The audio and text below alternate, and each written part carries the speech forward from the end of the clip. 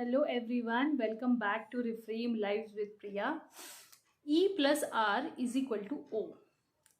इसमें E जो है वो इवेंट है। इवेंट यानी कि कोई घटना, दुर्घटना या कोई बातचीत या कुछ भी ऐसी सिचुएशन जो हो रही है जो आपके बस में नहीं है कि आप उसे रोक सकें या आप उसे बदल सकें। आर जो होता है वो उस सिचुएशन, उस घटना या दुर्घटना पे आपका जो रिस्पॉन्स है वो होता है, और ओ जो होता है वो इस सिचुएशन प्लस आपका रिस्पॉन्स को मिला के जो बनता है वो होता है आउटकम। तो इस सिचुएशन में आप इवेंट को चेंज नहीं कर सकते, जो होना है वो हो ही रहा है, क्योंकि आप किसी और को कंट्रोल नहीं कर सकते या आप सिचुएशन को कंट्रोल नहीं कर सकते, आप एनवायरनमेंट को कंट्रोल नहीं कर सकते। लेकिन आर जो होता है वो आपका खुद का रिस्पॉन्स है।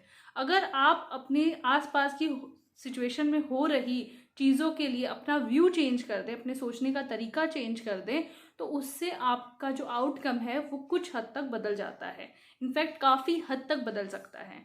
फॉर एग्जाम्पल कि अगर किसी ने आपके साथ कुछ गलत किया, कुछ गलत बोल दिया, कुछ गलत कह दिया या आपके साथ कुछ गलत किया, अगर आप ये सोचें कि मैं भी उसके साथ वही करूं, तो फिर वो सिचुएशन और वर्स्ट हो जाती है।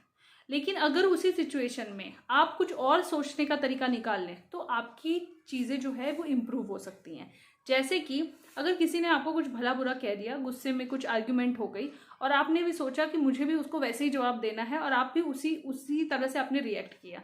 अब इस सिचुएशन में इवेंट जो है वो है सामने वाले का बोली हुई बात या उसके गुस्सा, उसकी भड़ास जो भी है, वो आपके बस में नहीं है। आप उसको बदल नहीं सकते कि वो आपसे किस तरह से बात करे, कितनी रिस्पेक्ट दे, क्यों बात करे, क्यों रिस्पेक्ट दे या क्या है, ये चीज़ें आपके बस में नहीं है, तो आप उसे नहीं बदल सकते। वो होता है इवेंट।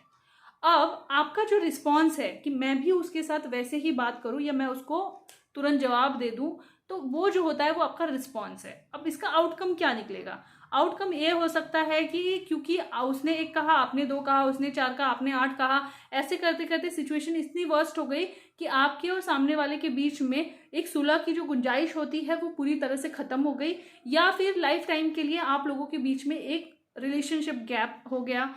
और उसका आउटकम जब ये इस तरह का निकले तो उसको बदलना फिर बहुत मुश्किल हो जाता है।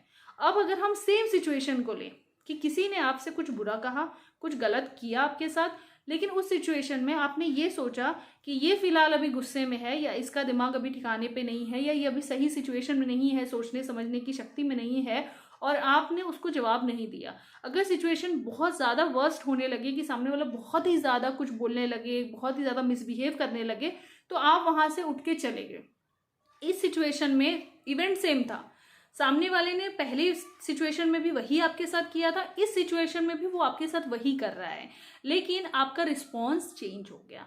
पहली सिचुएशन में आपने डिसाइड किया कि जैसा वो मुझे बोल रहा है उसी तरह से मैं भी इसको जवाब दूंगा या दूंगी, और इस सिचुएशन में आपने डिसाइड किया कि ये अभी अपनी सोचने समझने की शक्ति में नहीं है या ये अभी बहुत गुस्से में है, तो इससे आर्ग्यूमेंट करके कोई फायदा नहीं है, तो मुझे उसको अवॉइड करना है, और आप वहां से उठ के चले गए या जो भी आपको ठीक लगा आपने वो किया।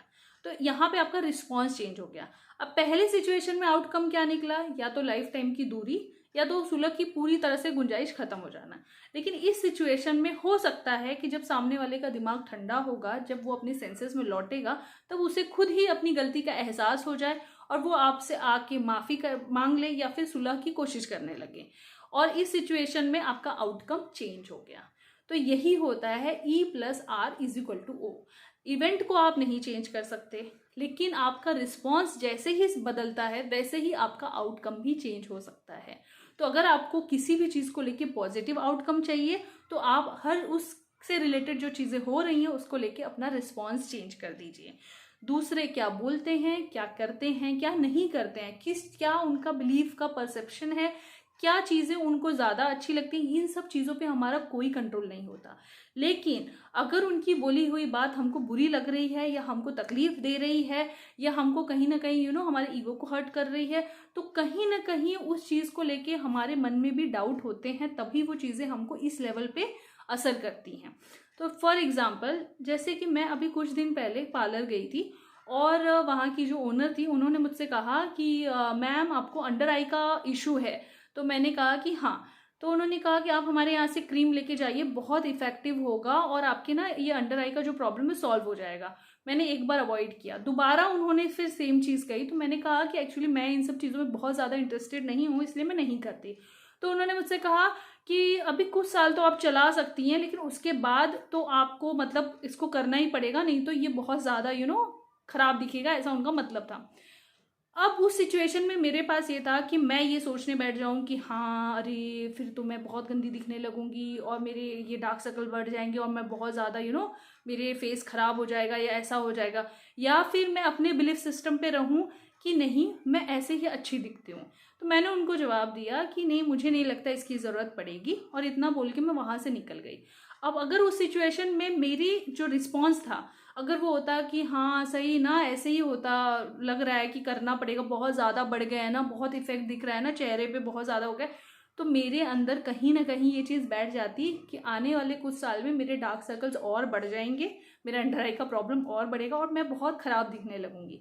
लेकिन क्योंकि मुझे ऐसा लगता है कि मैं ऐसे ही अच्छी दिखती हूँ और मुझे उसकी कोई बहुत ज़्यादा ज़रूरत नहीं है कि हाँ मुझे इसका कोई ट्रीटमेंट कराना है, और मैंने उनको वो रिस्पॉन्स दिया, तो इस वजह से मेरे अंदर कहीं भी कोई डाउट क्रिएट नहीं हुआ, सेल्फ मेड डाउट जो होते हैं वो क्रिएट नहीं हुआ।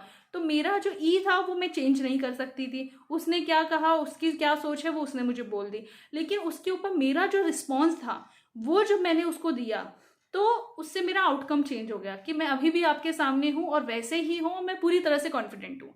लेकिन अगर उसकी बोली हुई बात पे मैं इस तरह का रिस्पॉन्स देती कि हाँ मैं खराब दिख रही हूँ जैसे, तो आज शायद यहाँ आने से पहले, आपके सामने अपने आप को प्रेजेंट करने से पहले, मुझे 3-4 बार डाउट ज़रूर आता कि हाँ यार ये बहुत ज़्यादा दिख रहा है एंड ऑल दैट, पर ऐसा नहीं है। तो आप खुद पर विश्वास कीजिए, अपने रिस्पॉन्स को चेंज कीजिए टुवर्ड्स एनी सिचुएशन और एनीथिंग, और आप देखेंगे कि इसका जो आउटकम निकल के आता है वो बहुत ही सुंदर निकल के आता है। So I hope this video will help you. Thank you so much.